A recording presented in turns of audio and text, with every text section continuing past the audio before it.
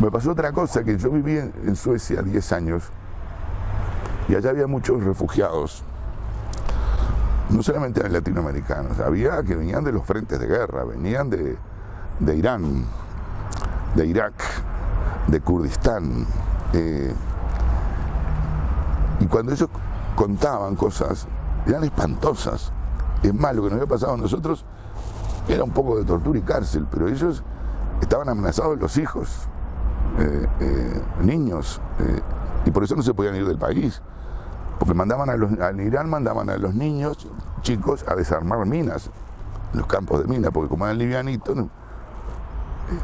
Y a veces explotaba alguno. Y bueno, era un mártir de 8 años. Y los padres estaban en la casa esperando que el niño volvía, o sea, ahora tienen un mártir en la familia. ¿Qué es peor, estar preso o estar esperando que te traigan el cadáver de tu hijo? Y por eso no se podían ir del país, porque tenían a los hijos de rehenes, bueno, cosas espantosas, ¿no? Entonces, ahí yo también reflexionaba que, bueno, lo que me pasó a mí no es importante. Eso también era una traba, ¿no? Y uno con los años va... pasa con todos los órdenes de la vida. Uno reflexiona sobre lo que fue su juventud a los 35 años, a los 45, a los 55, a los 65, y ve su juventud de distinta manera. Y bueno, esto que me pasó a mí a los 23 años, la tortura y después los años de cárcel, claro,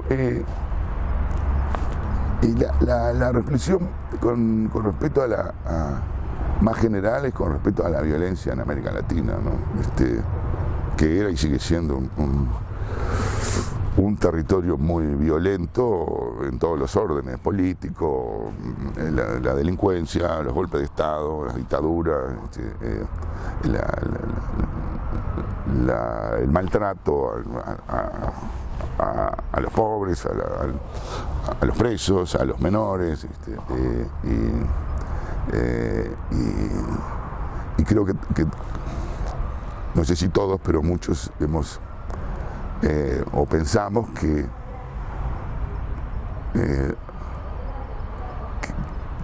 la paz y la convivencia debe estar por encima de todo. Pienso, por ejemplo, en la FARC de Colombia, 50 años de guerra, y terminó en empate. Miles y miles de muertos, desplazados, unos sufrimientos espantosos.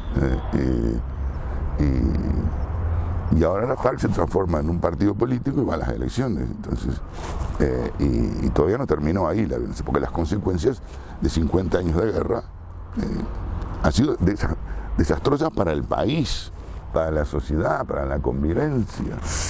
Y bueno, el MLN se recicló bien, digamos, se integró a la sociedad después de muchos años de discusión en las cárceles, en el exilio, y yo me alegro que lo haya hecho, porque el transformarse en un partido político legal, presentarse a las elecciones, no era la única opción, o no era la única, no era el único proyecto que había. Y en el año 85, 86, 87, yo ya no estaba en el MLN, pero sé lo que se discutía en las cárceles y un poco lo que pasó después, aunque yo no participé en ninguna de esas discusiones. ¿No continuaste el trabajo político? No, yo ya en la cárcel me había decidido que no,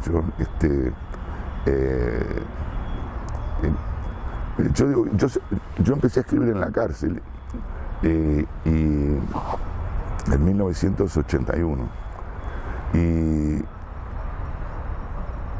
en una especie de delirio muy común en una cárcel,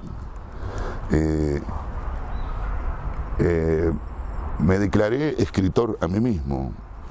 No había publicado nada, nadie sabía que yo existía, pero bueno, yo me sentía escritor. Y cuando salí de la cárcel salí para ser escritor, escritor o nada, no había opción. Cuando salí me preguntaron ¿qué necesitas? Y yo necesitaba todo: ropa, zapatos, documento, casa, trabajo, afecto. Con afecto lo necesitaba mucho, pero no me daba cuenta. Y me preguntaron qué necesitas y dije una máquina de escribir. y me trajeron una máquina de escribir para poder pasar mis papeles de la cárcel. Entonces, ya estaba lejos de todo tipo de militancia política. Por eso fue muy cómico que muchos años después, en el 2009,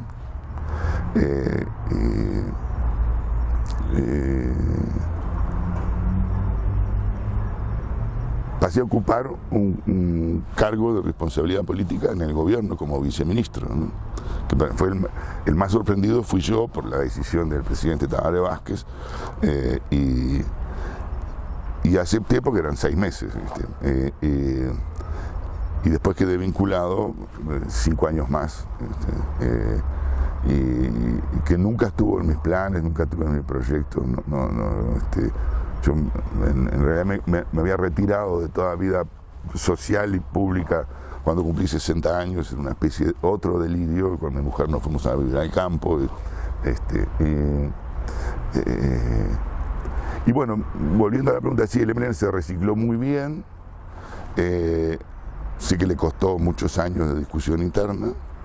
Y bueno, lograron poner al presidente de la República, a Pepe Mujica, dirigente de los Tupamaros, y diputado, senador, ministro y presidente de la República.